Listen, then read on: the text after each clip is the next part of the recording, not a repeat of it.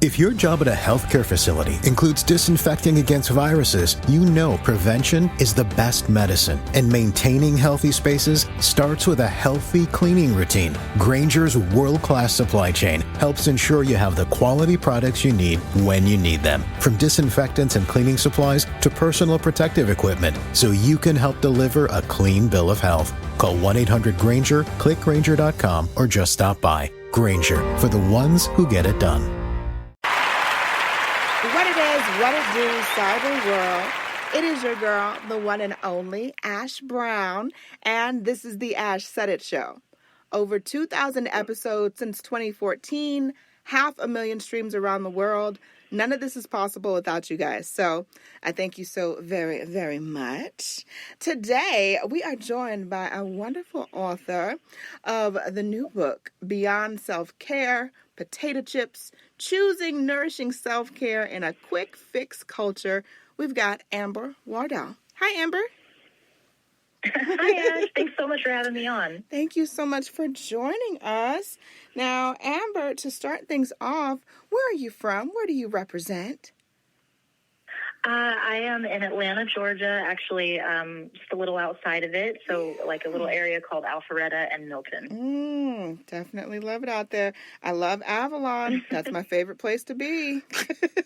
Oh, man, we used to live in the apartments up above there. Oh, really? Oh, my, jealous. I'm so jealous. I love that area, but we can talk about that all day.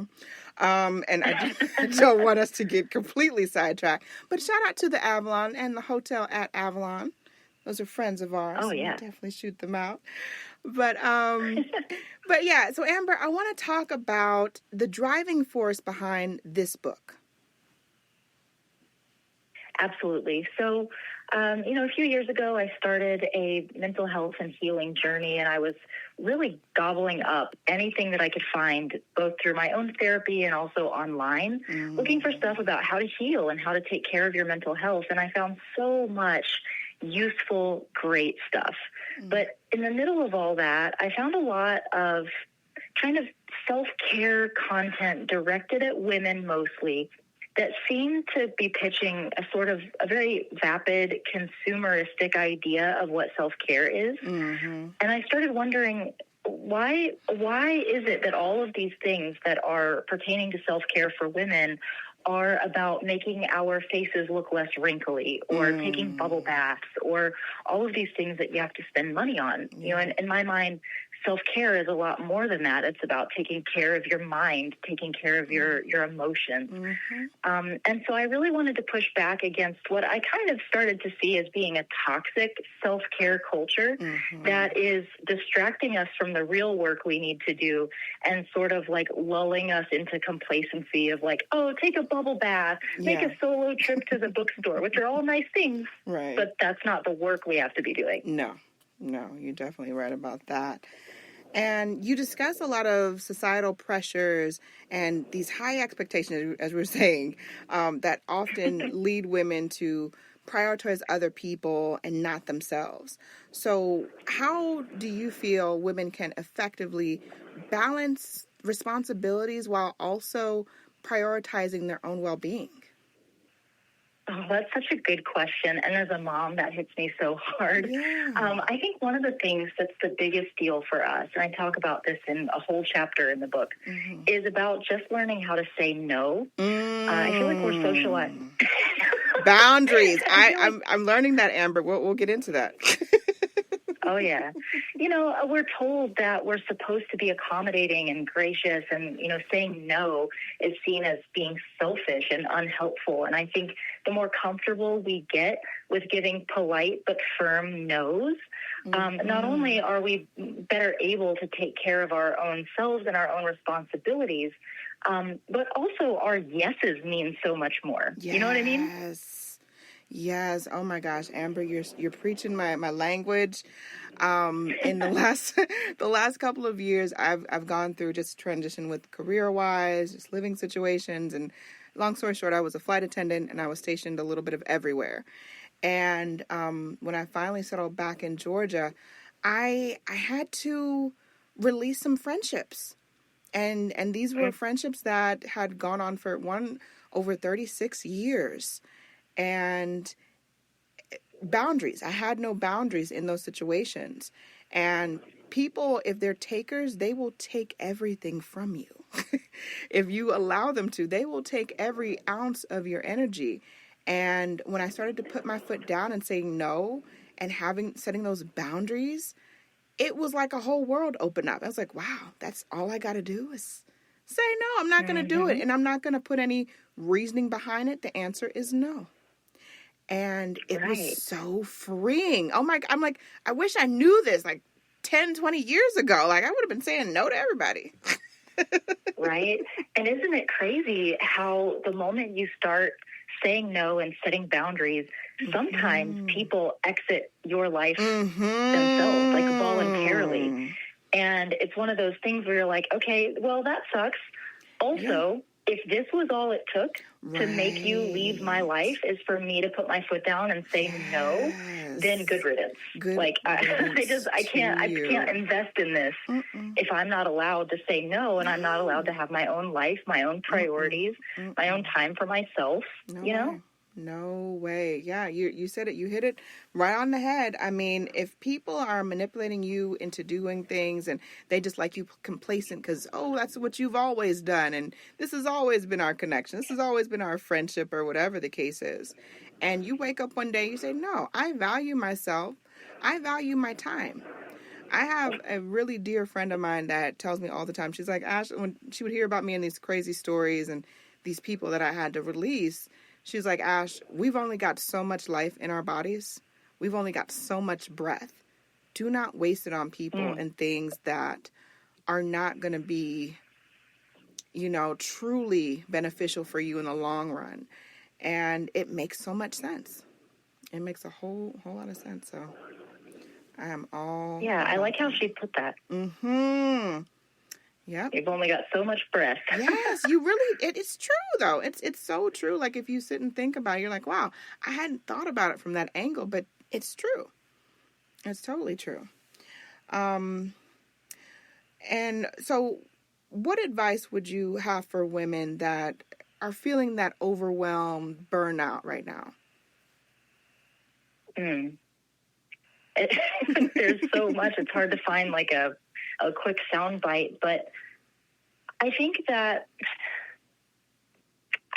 for most of us, where it really begins is asking ourselves, where did I learn these things that I hold as the things that are supposed to be my values? Right. I feel like when we start there, we start really deconstructing a lot of the things that the culture that we live in has put upon us. And when we start understanding where those things have come from and potentially like what is the reason for our culture to teach women these things, then we start seeing the absurdity of them, and then we can start to change. So just taking like a quick example. I don't know if you've seen this, but like Taylor Swift is going viral right now because an article was written about her because she's 35, turning 35 soon, and, she's not married and doesn't have any children. Wow. And she's headed for a crisis, for a crash. Oh, my gosh. And so, right?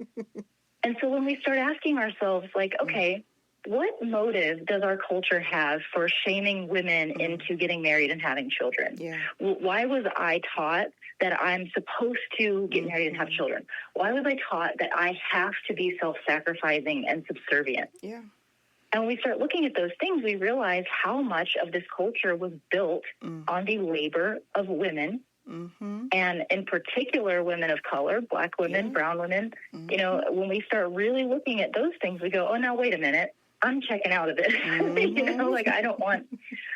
do not want to play a part of this game. And that's when we find the permission to be able to step back from it and start changing ourselves for real. Yeah, I definitely agree with that. Now, you do share some of your own life experiences in the book. And I wanted to ask, because of the type of book that it is, how did you find balance in sharing your own experience and also providing strategy for the readers? Because I could see it like going into like a whole your manuscript about your life, but how did you find that tangible balance? I guess I saw my stories about my life as being more so the vehicle for the real message that I wanted to give. And so I went into each chapter saying, okay, here's the issue that I want to address. Right. And now let me work backward, back to a story of mine that kind of teaches the lesson. Right.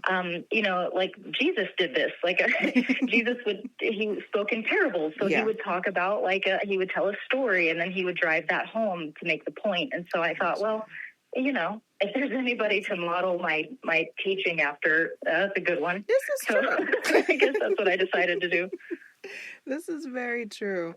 Now, last but certainly not least, as you were completing this book and you were really putting those finishing touches on it, what did it say to your heart as far as what do you want people to get from this project? I love that question. You have all these interviews. No one's ever asked me that question. Ooh. I think that I want women to find the same freedom that men seem to live in. And I don't... I'm sorry. I don't mean that as a hit against men. No. I know that I understand men also have their own struggles and challenges, but Absolutely. I want women to reach a place of ease, a place of comfort, maybe even getting a little bit of audacity even, and just learning how to be confident, moving through the world as exactly who they are without the obligations of being subservient to others and putting ourselves, very, very last on the list if we're on it at all. I just want women to reach that place unapologetically. I love that. I absolutely love it. Amber, thank you so much for coming through today. Your energy, your spirit, your book transcends. And I absolutely, positively just appreciate the energy and the effort that you put forward in this book. And we want to let everyone know the best way to get in contact with you, to get the book, and to follow you on social media. Oh, well, thank you. So my website is amberwardell.com. There are links there to get signed copies of the book. You can also find it anywhere, basically anywhere books are sold online, Amazon, Target, Walmart, all those places. And then if you want to find me on social, I am sensible_Amber, just about everywhere. I post content about self-care and also about marriage, motherhood, and mental health.